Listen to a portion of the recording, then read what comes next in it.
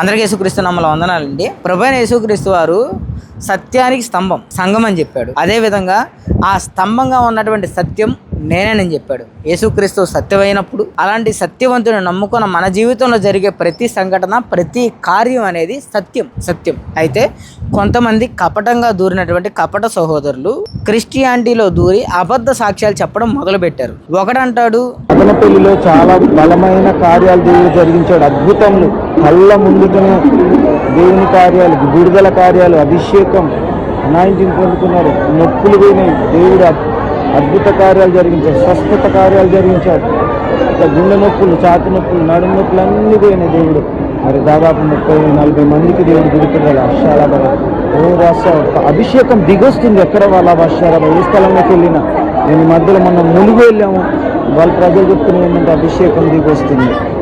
ఈరోజు మదనపల్లిలో first time అభిషేకం దిగొచ్చింది. దేవుడు అద్భుతంగా.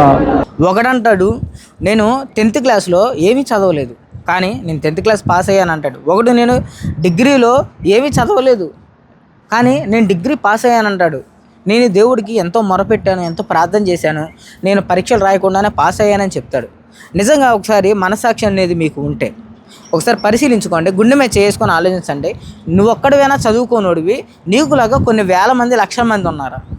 కొన్ని వేల మంది, లక్షల మంది ఉన్నారు. నీ అభిప్రాయంలో నువ్వేదో చెప్పేశావు, నోటికేదో హృదయంలో అనిపించింది చెప్పేశావు. కానీ చాలామంది ఫెయిల్ అయిన వాళ్ళు క్రిస్టియానిటీలో ఉన్నవాళ్ళు చాలామంది ఉంటారు.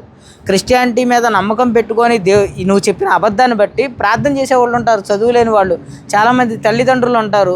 అరే, మేము పలానా రిలీజియన్కి సంబంధించిన వాళ్ళం, అయితే యేసుక్రీస్తుని నమ్ముకుంటే పాస్ అవుతున్నారంట, ఇట్లా జరుగుతుందా అనేసి అనుకొని యేసుక్రీస్తుని నమ్ముకొని ప్రార్థన చేసుకుంటూ ఉంటారు. వాళ్ళ బిడ్డ ఒకనొక రోజు ఫెయిల్ అయ్యాడనే వార్త విని యేసుక్రీస్తులో ప్రభావం లేదని, యేసుక్రీస్తు దేవుడు కాదని ఇలాగ ఒక తప్పుడు నిర్ణయానికి వచ్చే అవకాశం ఉంది కదా. అయినా నువ్వు చెప్పేదానికి కొంచెమైనా ఎథిక్స్ లేవా? కొంచెమైనా బైబిల్ గురించి ఆలోచించరా? బైబిల్ ఏం చెప్తుంది? కష్టపడేవాడికి దేవుడు తోడుగా ఉంటాడని చెప్తుంది. కానీ మీరేం చేస్తున్నారు? మీరు ఇట్లా సోమరిపోతానానికి అలవాటు పడిపోయి అబద్ధ సాక్ష్యాలు చెప్పి జనాల్ని రప్పించి డబ్బులు సంపాదించుకుంటూ ఉన్నారు. ఇలా దొంగ సాక్ష్యాలు చెప్పించి దీనివల్ల ఎన్నో జీవితాలు లైఫ్ స్పాయిల్ అవుతున్నాయి.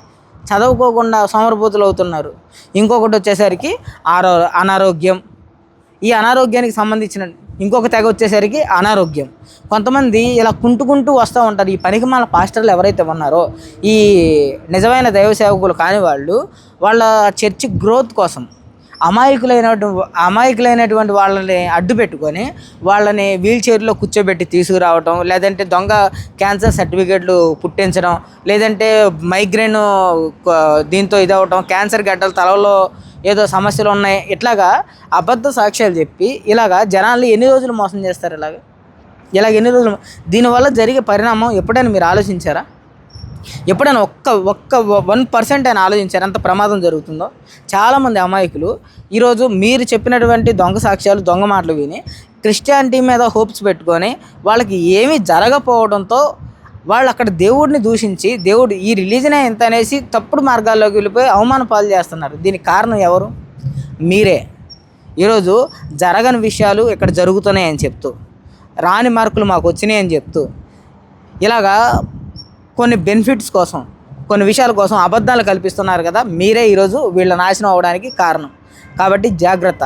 ప్రతి ఒక్కరికి చెప్తున్నాను, ఇది చూస్తూ ఊరుకుండేది లేదు. రేపొద్దున ఇట్లాంటి వీడియోలు ఏ వచ్చినా కానీ ఖచ్చితంగా ఎండగడతాం, వాళ్ళ గురించి మాట్లాడతాం, వీలైతే వాళ్ళ మీద కేసులు కూడా పెడతాం. మర్యాదపూర్వకంగా చెప్తున్నాను. ఎవరైనా ఇట్లాగా ఈ డబ్బు గురించి కానీ, లేదంటే స్వార్థ ప్రయోజనాల గురించి కానీ ఎవరైనా వస్తే క్రిస్టియానిటీలోకి, తస్మాత్ జాగ్రత్త. మీ జీవితాలు థ్రెడ్లో ఉన్నాయి. ఎక్కడ థ్రెడ్లో ఉన్నాయి? దేవుడి దగ్గర థ్రెడ్లో ఉన్నాయి.